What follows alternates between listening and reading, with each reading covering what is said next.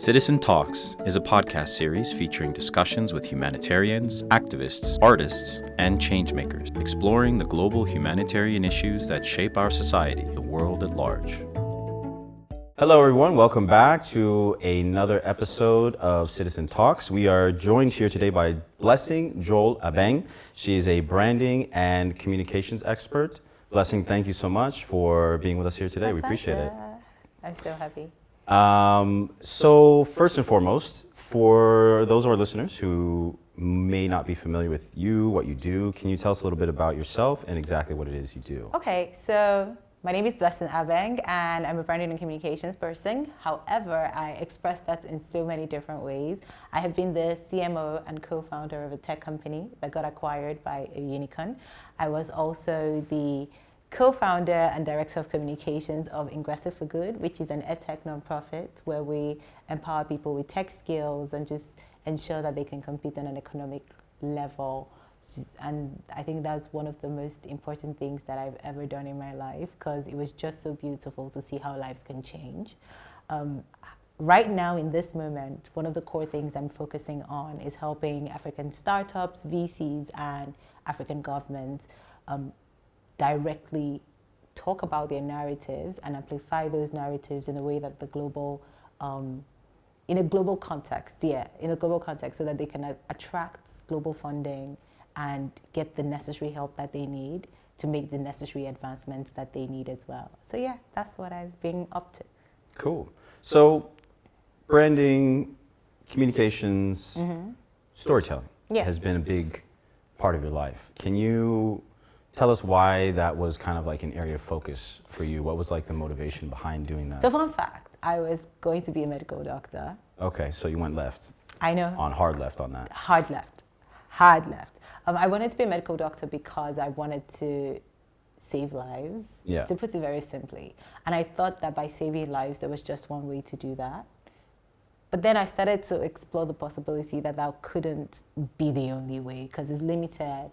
You have less lives that you can directly impact. But what really put the fear in me was thinking about the lives that I couldn't change or the lives that I couldn't save.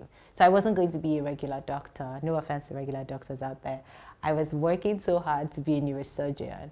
But then I thought about the fact that there were going to be surgeries that will not be successful as part of the job. Right. Would I be able to face the families and tell them, so sorry, I couldn't save your son or your daughter or whoever? And that scared the hell out of me, because that's not something I feel like I would be able to let go of in terms of the guilt. And so I started to explore, are there other ways? What are the other ways that I can be helpful to my generation? And my dad was a businessman, and I saw how he added value to lives, like jobs that he created, ways that he made a difference. I started to dig deeper. What is it about business that is interesting? And then I think I was in school one time, and one of our teachers, or lecturers in the club that I was part of, asked us to write a business plan. So I went ahead, taught myself how to write a business plan so that I could ace that assignment, came out one of the best. People started to pay me to write business plans for them because my marketing side of that business plan was always like pristine, chef's kiss, you know. So people would pay me money, and that was not even something I was like, oh, I'm trying to sell or anything, but it was just that good. And a friend walked up to me one day and said, Blessing, have you ever heard of branding? Because it really combines the business side of things with the creative side of things very perfectly. Try it. And I did. I went to a school for it. I worked in agencies, worked with multiple brands, both high-level brands, global brands, and startups. And that really opened up the world for me. But why I really focused on it was because while I was working in agencies, I saw a lot of big organizations spend millions and millions of dollars on marketing, branding, communications, but then there were all these small businesses, beautiful solutions, like building life-changing things, but they didn't have the resources to reach their target audience. So it's like, you have this great solution. Imagine that the person who had the cure for COVID had it, but just couldn't communicate to us that there is a cure in a way that we would trust. Right. A solution just dies right there in a corner. Right. And the rest of us are suffering because we don't even know that it exists. So the solution being created is as important as the owner or the person who needs that solution knowing about its existence. And that made me really curious about branding, helped me, also craft. There's also a misconception. I think that's how I should say it. There's a misconception about what branding is. Most people think it's supposed to just be packaging. It's supposed to be, hiding behind a pretty cover, but that's not really it. The content has to be pristine. It has to be consistent. Think about some of the best brands, Apple, all of that, the experience you have is consistent across every touch point, and that's really what branding is supposed to be about. And that just pushed me to want to do it more, especially for African businesses. And now I'm expanding that to both the VCs and the government. Interesting. Yeah. So I'm not well versed in the branding marketing space. Maybe after this podcast you'll be. I know, that's the objective here now. Forget everything else. We're just gonna become experts in branding. So I want to get like a little 101 here because I am curious, and we were talking about this before. So from your perspective, like what is the best way to motivate a person to do a particular thing, right? Companies are always, they have an ask when they're doing their campaigns, when they're doing their, marketing outreach or whatever it is. They want people to do something typically. It's not just like, hey, this looks nice. So for me, the average guy, like generally speaking, how do you motivate someone to do something? I love that question because there isn't one way. It's always based on the person that you're talking to. And that's why your goals are important, your target audience, knowing your target audience is very important because you need to understand what motivates that person or that group of people. I was giving the example of leadership. Like you go into spaces and you ask yourself, what makes the best type of leader? Will it be a leader who leads through fear or a leader who leads through love? But that is different depending on the context of the country, the leader's personality, what works based on, what type of policies you're trying to push, what is the goal? It always starts with the goal. But 3 things that I would say, and now this is about to be a branding masterclass. 3 things that I would say when it comes to branding is identity, communication, and credibility. Those 3 things are very important, right? Identity helps me recognize who you are and remember who you are. Because if I don't know your name, I don't know how to recognize you, it doesn't stick, I can't express who you are because I don't even know you. So the identity helps me know you, the communication helps me like you, and the credibility helps me trust you. And at the end of the day, the main currency of branding is trust. So maybe the answer to your question is get them to trust you. Yeah. But then how do you get them to trust you if you don't even know them, if you don't even connect with them? And really that's where the challenge often is, and that's where people hire people like me. Interesting. Okay, very interesting. My strategy would be just offer them candy out of the back of my no, white it doesn't van. always work. That is bribery. And what is worse with bribery is once you've bribed somebody, and I always say this, that trust is one of the most fickle things because it's so strong yet so easy to break. And once it breaks, putting it back together is so much more difficult. Yeah. Right? It's like an egg. Exactly. Yeah, I mean, there's whole campaigns when celebrities go wrong and now they have to build back their entire... Yeah, and it takes years. It takes more time than it would have taken when you were just starting afresh or just trying to build it in the first place. So and I guess this is one of the things I always teach people is like, don't fake it till you make it. It's not a great strategy. It's not a great branding strategy. It's a short-term strategy, but it's not a forever strategy. And the problem with branding is that it's not a short-term thing. Right. You don't have a destination and walk towards that destination and it's over. It's consistently evolving. It's like growth. Yeah. It's like you growing as an adult. Who you were when you were 10 is not who you are when you're 30. Yeah. And so that is what you expect of branding. The goalpost will keep evolving.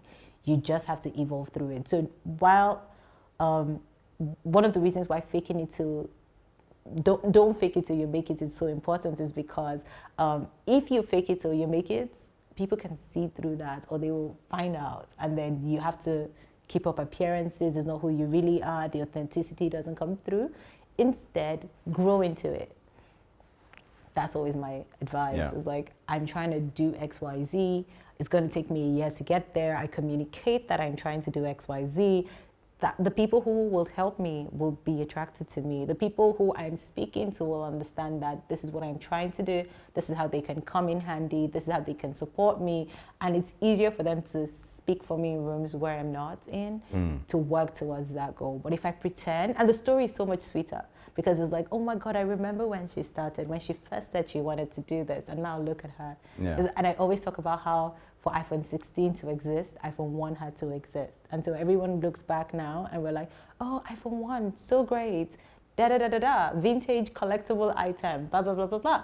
But if you look at the growth, it's because they took the steps, right? Day by day, listening to their target audience, creating, innovating, whatever. But you could always see that difference, that massive gap. And that's what you want. You don't want to come looking like an iPhone 16 when you're not. Right, right. Start where you are with what you have and then grow to where or who you want to become. Okay, so in that vein, right, because something that you mentioned, because from my perspective, when I look at sort of modern branding, marketing, et cetera, a lot of times, you know, as I mentioned, I feel like it's motivated by, they're trying to motivate people through fear. They're like, you need this or else this is going to happen, right? If you don't use this cream, you're going to break out and everyone's going to think that you're ugly and you're not going to get a date to the prom. Or, you know, if you don't drive this car, you're just not good enough, this type of thing. So how do you start to build a relationship based on trust and, you know, a legitimate kind of, I want to say like a more legitimate kind of necessity. Like we do need things, right? We have to go out in the world, we have to buy things. But I don't like it sort of when people are felt to feel forced that they won't be enough if they don't do that. So is it like a conversation? You know, how do you start with a positive sort of relationship that elevates? I think it looks different for different people. Yeah. That's one thing I have to be honest about because there's some people who have to tell you or else, right? If you go to a surgeon and you're about to transition into the next level of your cancer, it's important that that doctor tells you, like it's urgent. So depending on the kind of problem that you have, and different people have different layers of urgencies. There are people who are in deep or at the brink of financial ruin, and the person who is speaking to them, the financial expert, needs to tell them that if you don't stop doing this, you're going to end up broke. Yeah. You know, that's important. There is some things that need to be communicated that way. Again, depending on the context, depending on your offering, so many factors come into play. But at the end of the day, what creates the trust for the target audience that you're focusing on? For you, if it's something that is not necessarily a do or die, it's easier for you to want to have a conversation about it. Like, what is the level of urgency? Is it a need? Is it a want? The way that my friends often would put it is it a vitamin or is it a painkiller? Right? Because if it's a vitamin, we have the luxury to, you know, play around it and talk about it. But if it's a painkiller, we need to be addressing it head on and saying, this is the pain that I think you're feeling. Am I correct? And you say yes or no. But back to using the medical example, there needs to be a sense of safety established. It shouldn't feel like a gun to your head. It should feel more like, I care about you and this is about to happen to you and I don't want that to happen to you. But do you also agree with me that you don't want that to happen to you? I can't force you to take that decision. But not putting all of the pressure on the brand owner, let's move it to the consumer. Is the consumer doing it to keep up with the Kardashians? That is an important question to ask because sometimes it might not be the fault of the seller. The consumer might have their own needs, desires based on the Maslow hierarchy of needs. You don't have control over that. You do to an extent, but you also don't because they're motivated by other things. But a good branding person, marketing person, comms person should be figuring out what those motivations are. How do we play into those motivations and say, okay, I know that this motivates you. How can I add this extra thing or this extra layer to keep you going? So there's a book called Habits Forming something, I can't remember, but it's such an important thing because you think about how social media was built to be habit forming, where it's almost addictive so that they can make money, but also plays into your reality as these are the things that are important to me. It's how we train cats. Every time the cat does something, you give it a treat. You give it another treat, you know, just keep it coming. You train cats? Yeah, people do. That's crazy. It's difficult. It's difficult, but it's possible. Like if you want to teach them how to go into their litter and do things the right way or eat at a specific time, you know, you give them a litter every time, and you give them a treat every time they do something right? Right. So similar for human beings, most animals actually, if there is reward and punishment, habits start to form. So it's like, for every good thing you do we give you a reward? Do we give you a star? Do we give you, Duolingo does this a lot. It's like, are you on a streak? Are we putting you in competition with other people? And then all of your animalistic tendencies as a human being starts to pop up. So that's just playing into a reality that already exists, not necessarily that they're trying to force you to do anything. Interesting. Yeah, I know. Okay, very interesting. Complex. Yeah. Okay, so you're African, you're from Nigeria. On the global scale, not a ton of African brands are very well known, right? We've got, everybody knows Hermes, Gucci, Louis Vuitton. There's names that are quite popular, familiar globally. Anywhere you go, people know them. What is it that you think is the reason that there's not many well-known African brands right now? And is this something that is changing or can be changed, and how would that have to happen? Well, I think that there are some African brands that are known, depending on what industries, just not enough, in my opinion. Right. So, for example, a lot of people know Wizkid, Davido, those are brands. Yeah. Personal brands for brands. Calendly is also a brand that was created by a Nigerian. Calendly? Yeah. Oh, wow. Exactly. Okay. And then I think InstaDeep, one of the people who had the biggest acquisitions on the African continent, about $600 million. They were acquired for about $600 million. They're popular as well within the tech space. But can we do better? Of course. We can do better. I think our fashion and entertainment industries are doing really well, and there is a growing deep tech interest within North Africa that is really great as well. So that is happening, but not enough. And why?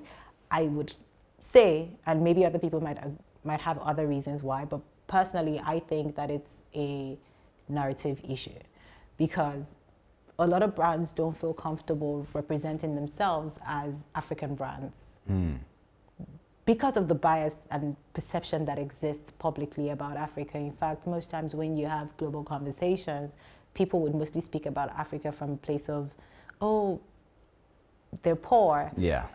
We need to send donations. It's like a non-profit trope as opposed to anything else. And it's like, I don't personally think that Africa needs more aid. I think more empowerment/investments, right? And that is one of the reasons why I think I did Ingressive for Good, because people want economic empowerment. They don't want to learn, they don't want to be given fish. They want to learn how to fish so it can be sustainable. Right. Right? And they have the capacity, they just don't have the access. Right. Which are two different conversations. And Africa is such a big place, different countries have different contexts, and so many things are different. But I think the one thing that unifies us is that storytelling, that narrative building, where the world can now see us from a different light, as opposed to people who are always looking for help. Yeah. Which is what we've been paraded as. Yeah. America does this really well. I'm telling you, like, I feel if I want to talk about branding, storytelling, whatever, America is like the poster child, because if you think about the movies that America would make since like beginning of time, they made America sound like the world. Even in like superhero movies, it's like, oh, we are going to save the world, but something little is happening in DC. New York. But, it's just New York. Save the whole world. The whole world is crashing, And we're like, okay, the world is crashing, but Africa is fine. Everybody there is okay. No, bourgeois is fine. We're good. But, which is also why a lot of Americans think that America is the world. Right. Because they actually do not know. Yeah. They don't. I was just having this conversation with somebody that I think it's something like 25% of Americans even have their passport. Exactly. They don't want feel to the leave. need to leave. Exactly. Yeah. And it's because of authentic, amazing storytelling, not just the self-sufficiency, but like there are problems in America. Oh yeah. Lots of problems in America. Yeah. But it's sort of the way that it is put together is almost like we're in control. Like we have it together, we're figuring it out. It's not as bad as you think. And Africa is similar. I don't think that the problems that Africans have are crazy different from any other part of the world. Like there's corruption everywhere. Yeah. There is like all of the problems are similar. It's just how we communicate our solutions, because we don't have to look like the Western world. Our exits, for example, in terms of investments, do not need to look like how it looks in San Francisco or Silicon Valley. Maybe we have our own style of exiting that works for us. What if we don't want to be cashless? What if cash is cultural for us in the way that we like? It sounds different for different people, but how about we adapt that and make it our superpower, and then talk about it in a way that is not looked like frowned upon. Most times the news is negative. There is more negative news about Africa than positive news. Right. But there's so many amazing things happening. The culture is amazing. The tourism is beautiful.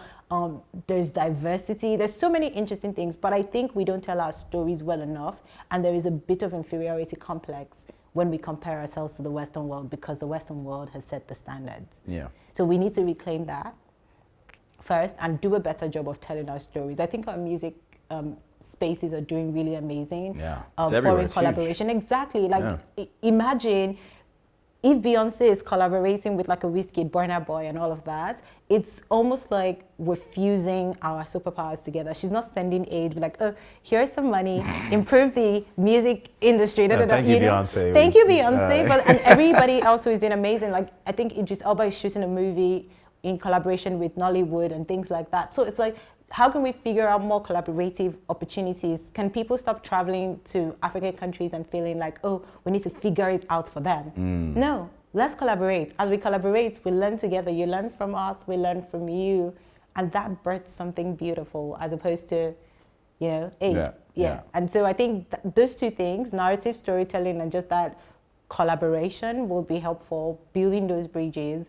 And oh my God, I need to tell the story. So recently I was on a call and I was having a conversation with a group of people, and someone said, oh, there's a guy building something where they're trying to bring AI to Africa.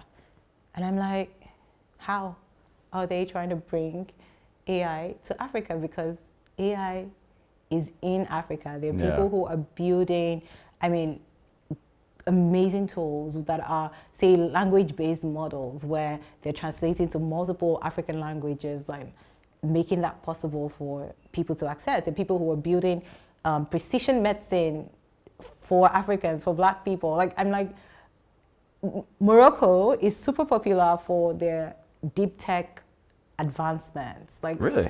I'm telling you, like, Google this. I'm not even making it up. And there is a whole school built for this, where people even travel for green energy type research, UM6B. I'm not even kidding. Like, Google it. It exists. Amazing things are coming out of Morocco, Tunisia, Egypt when it comes to deep tech. There are a lot of things around e-mobility within Ethiopia and Uganda.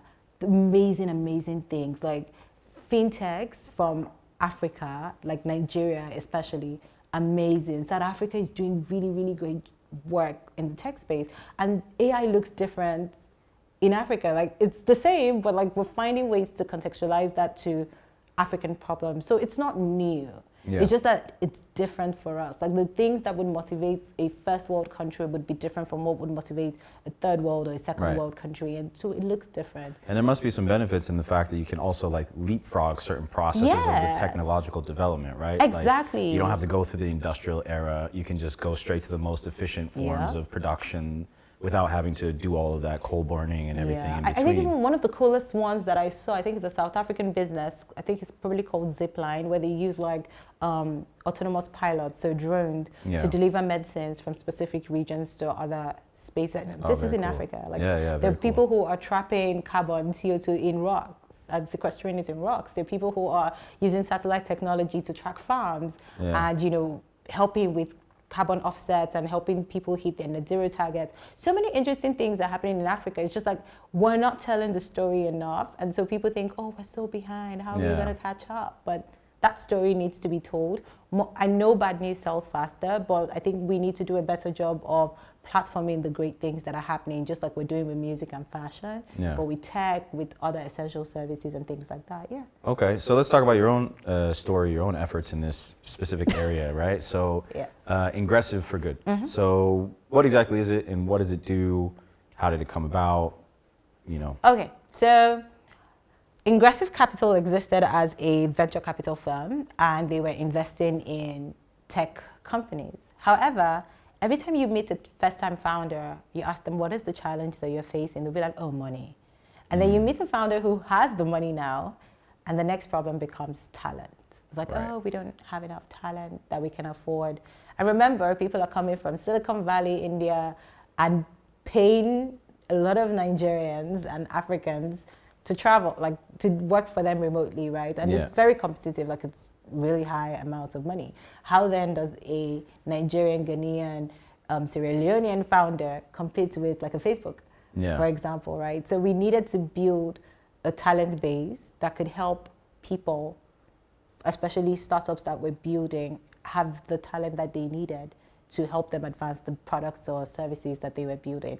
On the other side of that, there were people who were earning less than $1 per day, who really wanted to earn more, of course, but then they just don't have access to the skills, the tools, the resources that they need to build a solid career in tech.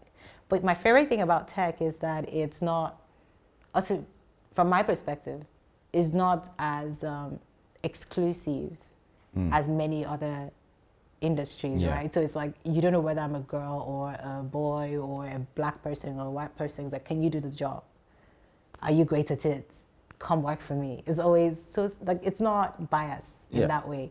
So we figured out that if we could get a group of people and put them through a training program that could help them build careers when they're done in tech, 6 months, 1 year, that's all they need, compared to like going to medical school or doing something else.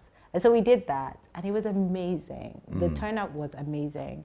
We really wanted it to be global standard, so we did partnerships with like Meta, that's Facebook, Google, Masterclass. Like we had specific global data camp platforms that were willing to partner with us and build this, and Coursera as well.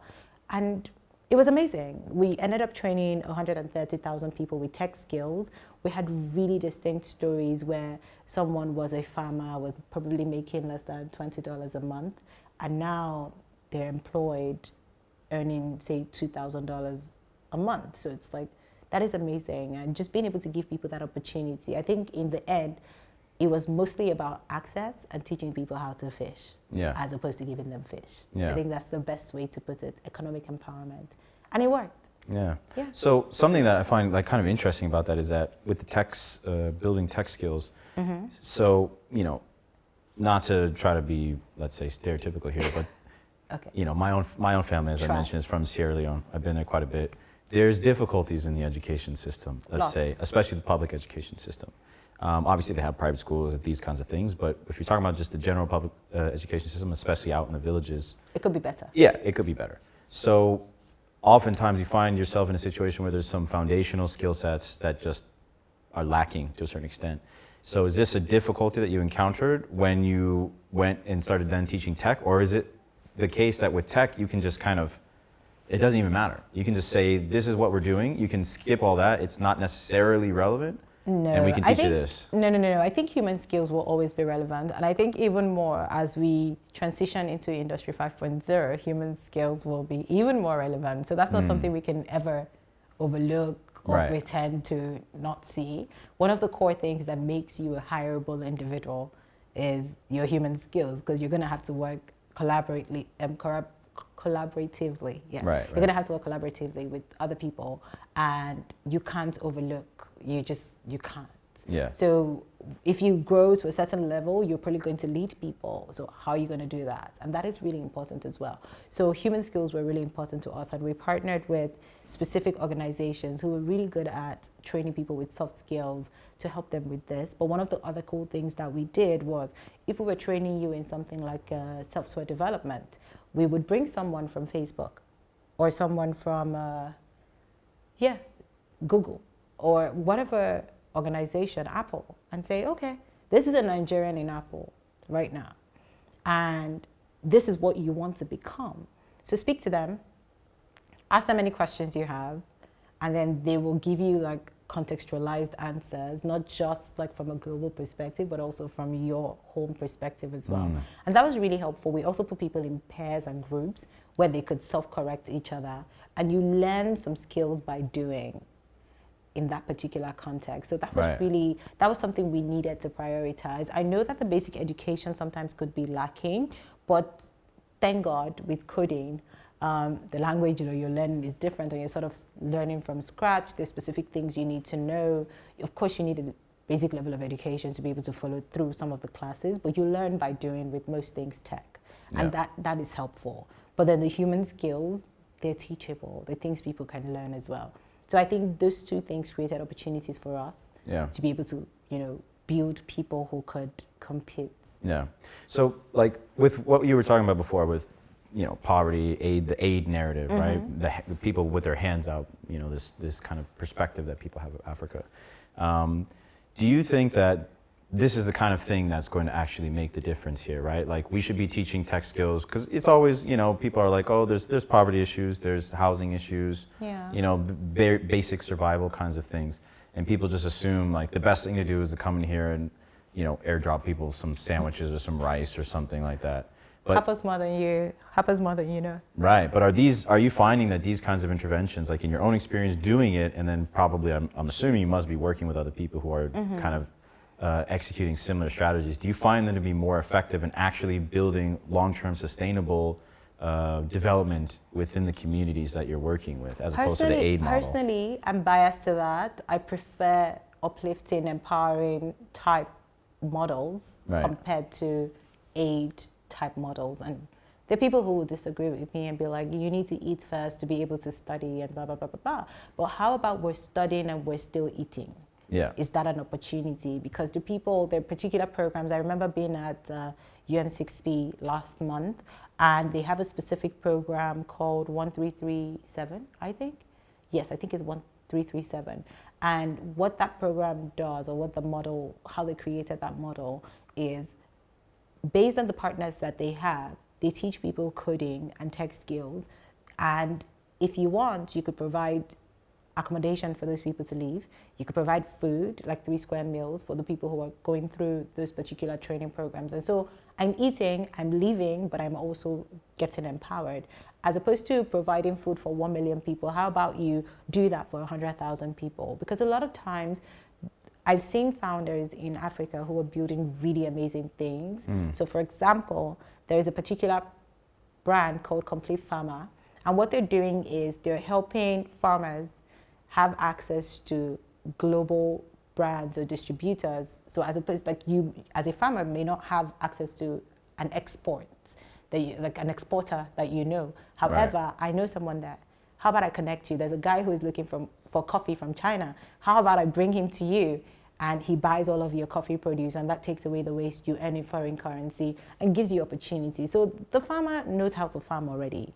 How about you bring opportunities that would empower that person even better? That's really what we're focusing on. A lot of tech startups that I've seen from Africa are really focusing on need-based solutions, like real deep need-based solutions that are not even negotiable, like things people need to survive in terms of housing, in terms of food. Oh, let's talk about waste. So there is everybody talks about food poverty, but equal to food poverty is food waste, right? It's like there's things being produced on farms, but they're not getting to the people who really need to eat them. Logistical issues, like distribution issues and all of that.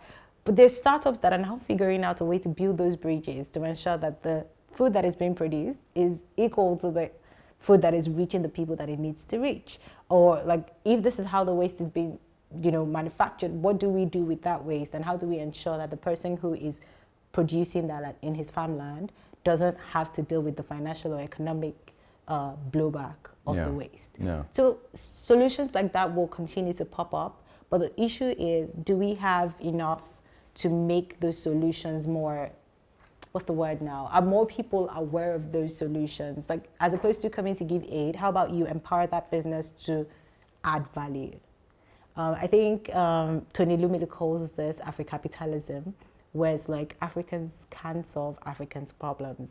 How do we empower them to ensure that by they just doing a good business or by doing good jobs, other people can benefit? The great solutions, housing solutions, food solutions, waste solutions, like amazing solutions.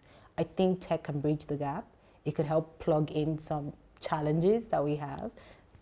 Industry 5.0 could create a bigger opportunity, but like people just need to know that they're not coming to save Africa. Work with them. So, that's kind of, I think, a lot of the internal aspects. So I find that very interesting. But I do want to touch on some of the externalities of it, right? Because Africa's bogged down by history in a big way. I'm sure you understand this better than most, right? So, for example, you have these recent, you could call them, I suppose, like anti-Western neo-colonial movements in countries like Mali, you've got Niger, you've got Burkina Faso. And of course, there's a lot of nuance there. It's not specifically just that. Internal power struggles, politics just at play as always, Russian influence. There's many, many things happening there. But I think there is some weight to that narrative. I do think there's some truth and some reality to that. And you could do all this internal development, but you have this long and ongoing history in Africa of like exploitation, resource exploitation, unfavorable debt burdens by international monetary institutions being put on entire nations and hence entire populations, kind of making it more difficult for them to advance to the level of what you would call more quote unquote developed nations. So do you think that it's possible for Africa to really, and again, every country is different, but do you think as a broader subset, let's say sub-Saharan Africa, is it possible for it to advance beyond the current circumstances without some of those external influences first being kind of moved away? Can that happen, or is that just, it's always, if that remains, it will always be a burden on the development? I mean, if you think about it, power is never given. Of course. It has to be taken. Yeah. And if you are on the benefiting side of those developments, chances are you wouldn't want to let go because there is some benefit coming to your country that is helping your country advance. And like so all of your gold, for example. and so that helps you, right? You're getting it for chips. You are. It's your own advantage. But I think that there is a world that exists where we internally need to decide that enough is enough and make decisions that are more favorable for us, as opposed to, it's a mindset thing. I think there is a lot that many people globally have sold us as Africans to say, oh, this is why you need this and this is what we can do for you. And it's not long term. It sounds good short term, but long term, is it great? And so I guess the more we see good leaders pop up within Africa and insist on what they want their countries to be known for, how their countries can develop, we're seeing better international relations. We're seeing people take better advantage of the opportunities that they have. And I was going to give the example of China. There was a period where everything that came out of China, people always thought, oh, was subpar, was fake, wasn't good enough, like it was low quality, blah, blah, blah. That was the narrative that was being sold. And then China took hold or charge of their country and their narrative as well, because it wasn't just about the reality, it was also the narrative, right? And they took charge of that narrative and said, enough is enough. This is what we're known for. We can be a manufacturing powerhouse that people would come to and pay us money to create for them. Yes, at a cheaper rate, but it would still be quality, or whatever quality you want. We can make it happen for you. And that was how they reclaimed their power. I mean, there were other things that happened in the background. But that was the core narrative. So if we could figure out within ourselves, different countries, what are the things that we want to be known for? What enough is enough now for XYZ? What things do we want to fight for? What things do we want to be known for? What things do we want to prioritize? I think little by little we can start to detangle ourselves from some of those partnerships that do not favor us and find collaborators that do favor us.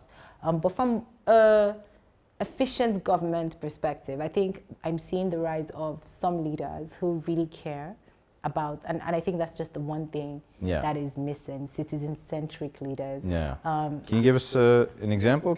Something that people can look at, like a positive example, perhaps? Something that country or leader that you like? With every leader, everybody's going to have their own perspective, good and bad. We're interested in your perspective. I'm going to try, no, I'm not going to even give like my perspective because I don't live in the countries enough to be able to speak for them. But I could give examples of specific things that I think some leaders have done that were positive. Perfect. So I really like the Moroccan example because first he built a university, right? And said, we want this university to be a tech hub or like a science and technology hub that is producing world-class people who can compete on a global scale. And they went ahead to partner with top-level universities like Harvard, really big universities, and just build state-of-the-art equipment, figured out ways that they could, like, they did not leave anything to chance. And that was such a strong move because by creating a strong educational system more and more people feel comfortable going there for research. They're bringing out world leaders who are thinking differently. There's so many opportunities that are now popping up. Different types of people are collaborating with the specific school to figure out ways that they can advance. And that is really good, in my opinion. So UM6B, in my opinion, is one of the best schools in Africa. Okay. Right now. And that was just the leader making a decision and saying, this is what we want to do. I know in Uganda, there's specific ministers, like the Minister of Science and Technology has been really big on, I want Uganda to succeed in the e-mobility sector.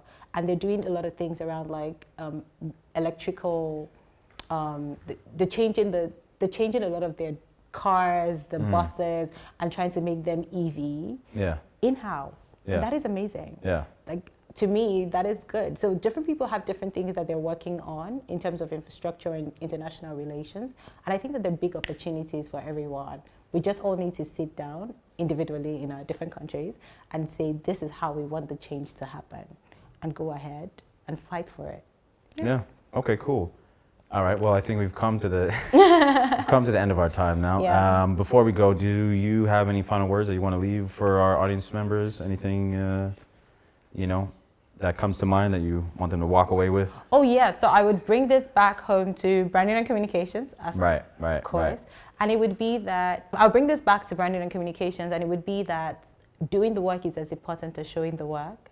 It's not enough for you to do the work in your silo and think that that's okay. You need to show the work. Right. And the reason why that's important is because you're going to go into every day, different people pray for different things, or they wish for different things, and they're like, oh, I wish I could earn XYZ amount. I wish I could speak on XYZ global platform. Right. But they don't show the work.